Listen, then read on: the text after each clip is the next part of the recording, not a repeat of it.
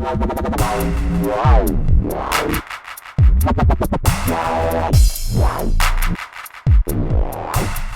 guys, what's up? Brent Kalmer from Blue Water VST. Thanks for joining me today for this tutorial. In this, I'm going to take you from this sound to this sound.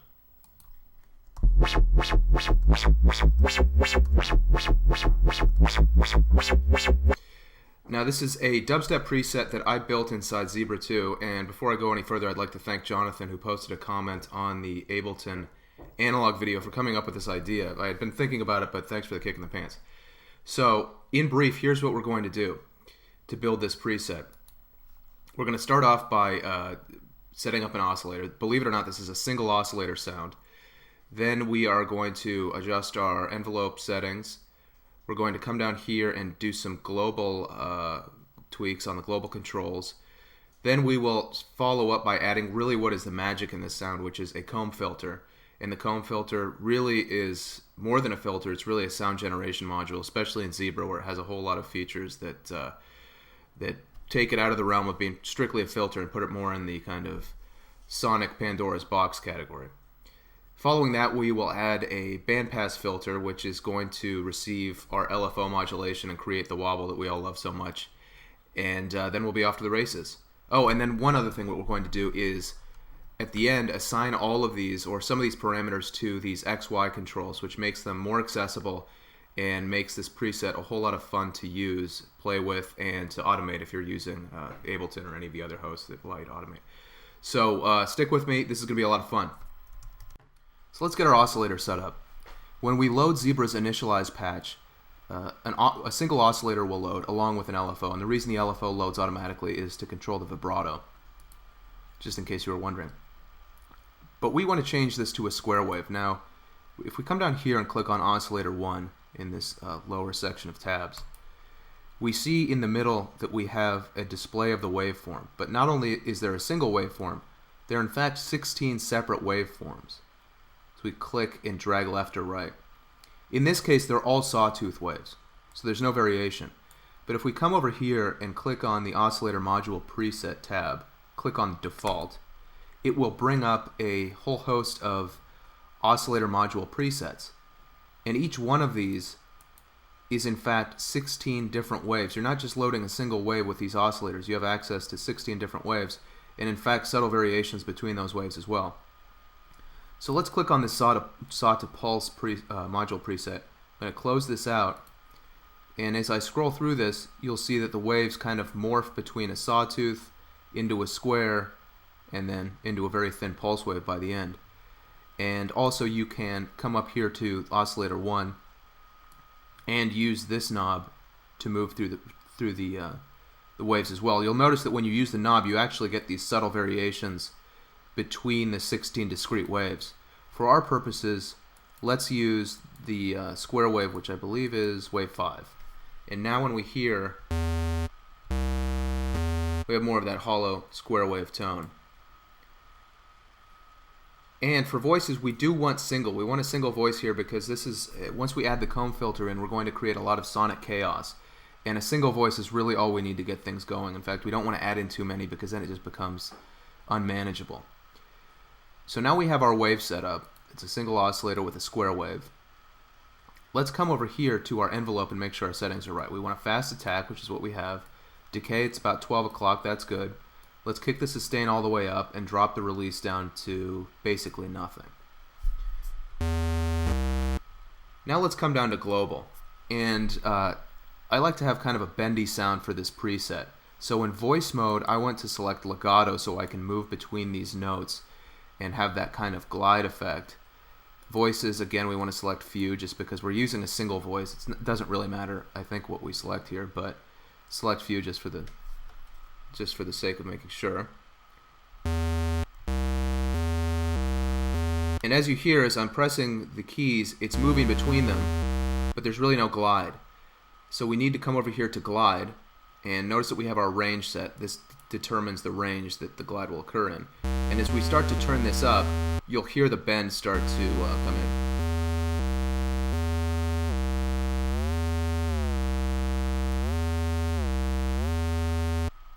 So So there we have, we're set up with our oscillator, our first oscillator, our envelope, and our global settings. And now we're going to move into adding the comb filter and starting to really get some of that Pandora's box kind of sound that I was talking about before. So let's add our comb filter. And the way we do this is by using this audio grid here at top center of the interface. We're going to come over to the box right below oscillator 1, right click on it, and scroll down to comb 1, and there it will drop in the comb filter in series, and the comb filter panel will appear underneath oscillator 1. Now, before we go any further, a comb filter is an audio module that adds a very short delay of the original signal back into the signal.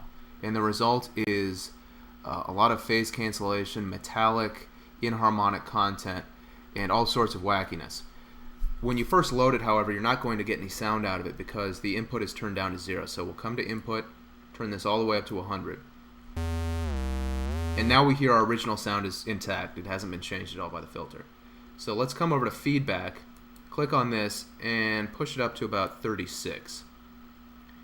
And here's where things are really going to get weird, because we'll come over to tune, and as I sweep through the range on this knob, you will hear the kind of effect that I'm talking about.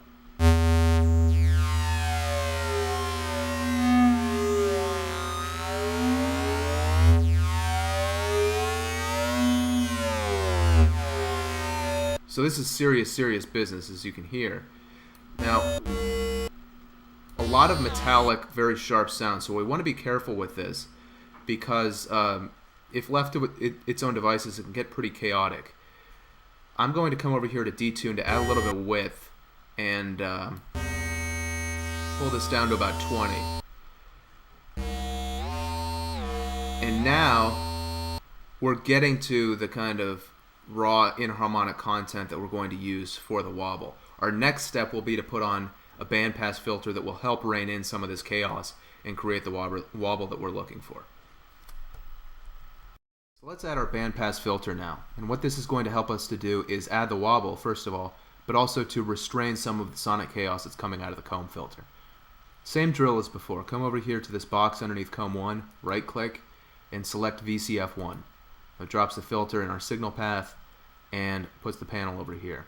Now this will load with a low pass filter. We want to click on this, come down and select the bandpass res band filter, which is a resonant bandpass filter.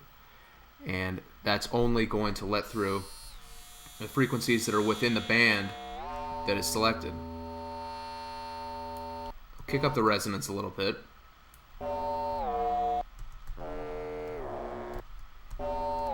And you'll notice that we still don't have a wobble. So let's come over here and assign this knob, which the 3 dots, this ellipsis down here, tells us is available as a modulation destination. Right click on this. Again, a menu will pop up, and we want to come down to LFO1. Now there's, up at top there, are these global LFOs. We're not going to use those. So click on LFO1, and that will start accepting the modulation from this LFO. And now we want to start pulling down this LFO negatively. And now, even very subtly, we start hearing that wobble. And if you adjust the cutoff frequency, you can modulate this negatively or positively as you like. I like the negative modulation myself. And the second step is to further modulate the cutoff frequency with envelope 1. This will add a little more precision to our sound. And again, I'm going to negatively modulate. You could positively modulate, opening the filter more. I'm going to negatively modulate here. And now that we have this reined in a bit, we can come back up here and start to the comb filter and add a little bit of distortion. And that's going to still add some dirt and some grit, which we'll want to be sure to control. But one thing about this sound is that once you have the pieces in place, you have a lot of variation that occurs within very subtle changes to any of these controls. So instead of sweeping wildly through them, you want to make very small changes and see how it affects things. For example, if you come up here to key scale, which determines the ratio between the key that is pressed and what key actually plays, you see that it has a huge determination of how the final sound comes out. Very interesting content here. So, in the final piece, which is next, we are going to assign some of the more important parameters to the XY controls, and that will allow us to have maximum kind of tweakability for this sound and make it really performance ready. Okay, so let's map some of these more powerful parameters over onto these XY grids that we can access using the performance or the perform tab here at top left. The way these work is by controlling one parameter moving right to left on the x-axis and another moving up and down on the y. And of course, any spot in any of these four quadrants will produce a unique combination of parameter settings. But in order to use that, we have to first assign some of the parameters that we want to the grid. Now, with something like a wobble, we always like to be able to change the sync rate. So that's a definite candidate for mapping onto the grid. And another one, of course, is the cutoff frequency. Now, before I forget, I also want to turn up these key follow and drive parameters to add a little bit of grit and openness to the sound. You see it makes quite a difference, doesn't it? So, let's do this. Let's come over here to sync rate, right click on the knob, assign to, and assign this to X1. Then we'll come back over here to cutoff frequency, right click, assign to, and assign this to Y1. And now, when we come over to perform, when we move this to the left, it will speed up the LFO sync rate. And we move it up and down, it will open the filter. Now you want to be careful with that resonance, it can become pretty peaky.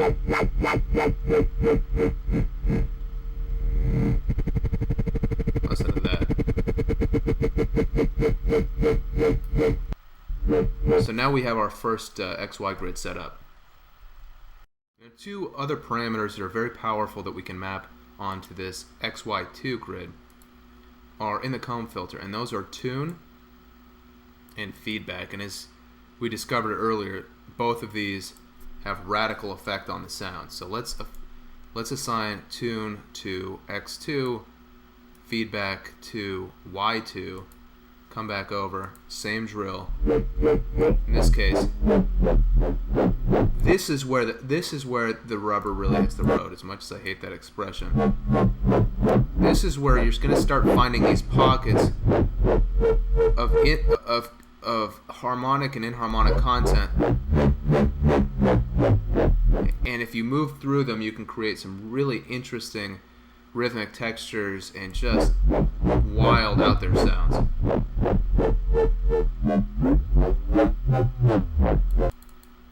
Now, a third thing that I like to map is this key scale parameter, and if you like, you can also map the key follow parameter here. Both of these have an effect on the sound. So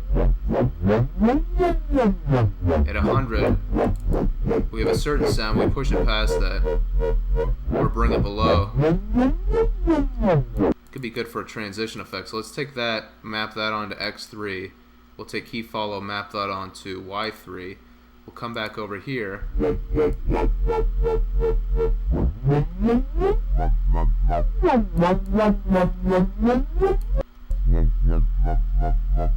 So you can see that with these grids, you have a lot of possibilities in terms of how you change the parameters, but also in terms of how you automate. Because what I've found is that, especially in Ableton Live, not every parameter is reported, so you can't necessarily automate every one of these parameters. At least I haven't found a way to. Maybe I'm doing it wrong. To automate every one of these parameters when you go to the automation lanes. But the XY parameters are always available, and in fact, if you come over here, let me move this out of the way, you can see here that I have, am I in the right one here? Let me see. That it will load with its own XY parameter. Ableton will give you its own XY pad here, and you can assign any of these. So if you didn't even want to touch the zebra interface, you could assign this to x1, y1, or whichever other parameters you wanted, and change it that way, right?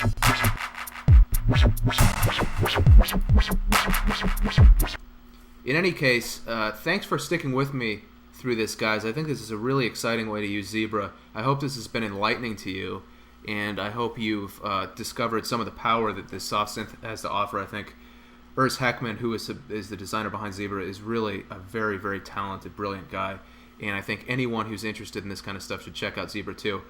Again, I hope this has been enjoyable. Thanks for joining me. Thanks for sticking with it. I'll talk to you again real soon.